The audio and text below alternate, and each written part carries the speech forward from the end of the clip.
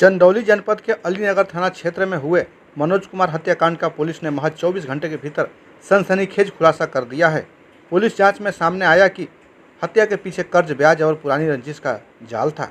मृतक मनोज कुमार की हत्या की साजिश पहले से रची गई थी और उसे अंजाम देने के लिए बिहार के शूटरों को 1.5 लाख रुपये की सुपारी दी गई थी। पुलिस के अनुसार मुख्य साजिशकर्ता रेलवे में लोको पायलट है, जिसने अपने सहयोगियों के साथ मिलकर हत्या की योजना बनाई। आरोपियों ने मनोज कुमार को रुपये लौटाने का झांसा देकर घर से बुलाया और सुनसान स्थान पर ले जाकर उसके सिर और सीने में गोली मार दी। घटना के बाद पुलिस ने सीडीआर, सीसीटीवी फुटेज और अन्य तकनीकी साक्ष्यों के आधार पर जांच आगे बढ़ाई और आरोपियों तक पहुंचने में सफलता हासिल की। पुलिस ने मुख्य शूटर को गिरफ्तार कर लिया है।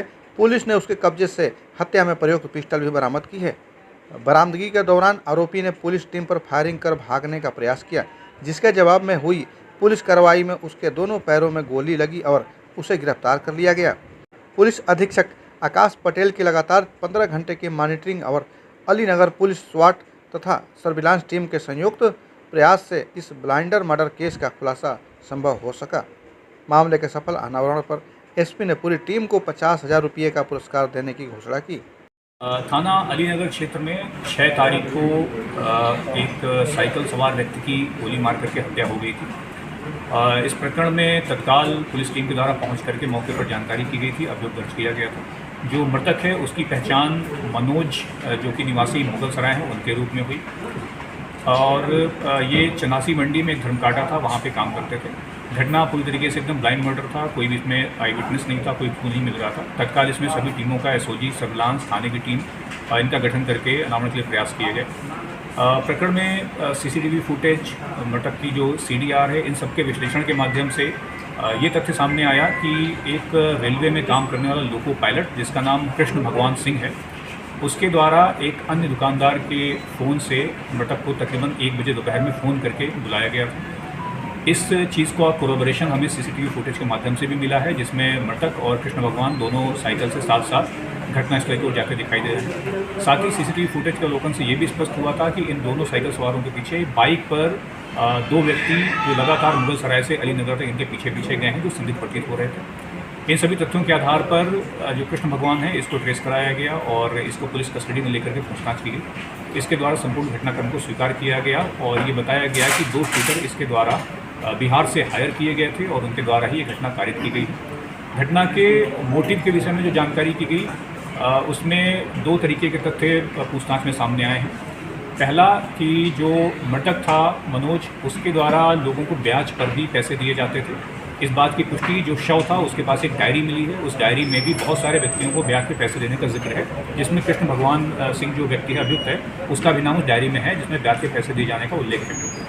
कृष्ण भगवान का कहना था कि इसके द्वारा 3 लाख रुपए ब्याज पे लिए गए थे, जो चुका न पाने की स्थिति में बढ़ के लगभग 6 से 7 लाख रुपए हो गए थे।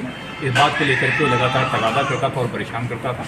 साथ ही साथ उसके द्वारा ये भी बताया गया कि लगभग 1 से 1.5 महीने पूर्व जो मृतक मनोज है, ये इसके घर पे आया था, जहाँ कथित रूप से इसके द्वारा जो अभियुक्त कृष्ण भगवान है, इसकी बहू के साथ बदतमीजी की गई, बुरी नीयत से कुछ हरकतें की गई थी। इस बात से क्षुब्ध होकर के तभी इसने मन बना लिया था कि इसकी हत्या करनी है और इस योजना के क्रम में इसके द्वारा अपने जानने वाले भरत नाम के व्यक्ति, जो कि बिहार का रहने वाला है, उससे संपर्क किया गया और उसको 1.5 लाख रुपए में हत्या का इनका सौदा तय हुआ था।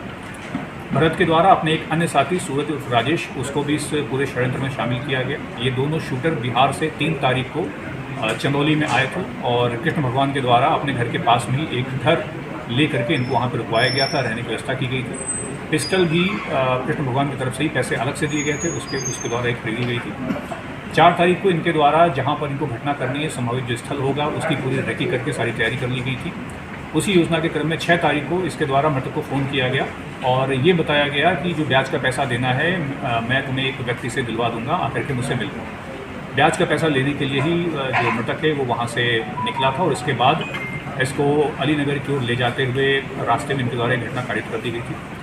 इस प्रकरण में जो शूटर्स थे, इनके नाम प्रकाश में लाए गए और इनकी गिरफ्तारी के लिए टीम बिहार भेजी गई थी, जहां से एक शूटर जिसका नाम सूरज उर्फ राजेश है, उसको गिरफ्तार किया गया था। उसके द्वारा ये बताया गया कि घटना करने के बाद, क्योंकि इनका कोई आपराधिक इतिहास इस तरीके का इसके पहले नहीं था, हथियार उन्होंने इसी घटना से खरीदा था, तो उन्होंने हथियार एक जगह जाते हुए रास्ते में ही फेंक दिया था। उसकी बरामदगी के लिए जब इसको ले जाया जा रहा था तो वहाँ पर ये हथियार पहले से लोडेड था, जिसमें लाइव राउंड और भी पड़े हुए थे। इसके द्वारा पुलिस टीम पर फायरिंग किया गया, जिसमें जवाबी कार्रवाई में इसके दोनों पैरों में गोली लगी थी, जो अभी अस्पताल में एडमिट है, उपचाररत है। जो अन्य दूसरा शूटर है जिसका नाम भरत है, उसकी गिरफ्तारी के लिए भी टीमें गठित कर दी गई हैं और उसकी गिरफ्तारी का प्रयास किया जा रहा है। वो रहने वाला जिला बक्सर का है। प्रकरण में जो साक्ष्य संकलन है पूरा, जिसमें जो शूटिंग के लिए जो पैसा दिया गया है उसमें 1 लाख रुपए खाते के माध्यम से दिए गए हैं, बाकी पैसा नकद दिए गए हैं। तो बैंक खातों का ट्रांजैक्शन, जो सीसीटीवी फुटेज अन्य हैं, CDR वगैरह, इनका संकलन किया जा रहा है ताकि मजबूती से केस न्यायालय के समक्ष रखा जा सके। गिरफ्तार अभियुक्त के खिलाफ और भी कोई आपराधिक इतिहास नहीं, इनमें किसी का भी कोई आपराधिक इतिहास नहीं है। और इनफैक्ट जो दोनों शूटर हैं इनके बारे में जो प्राथमिक जानकारी आई है, ये बिहार में ये पुलिस मित्र के रूप में भी काम कर रहे थे, तो इनका ऐसा कोई आपराधिक इतिहास नहीं, इनका पहले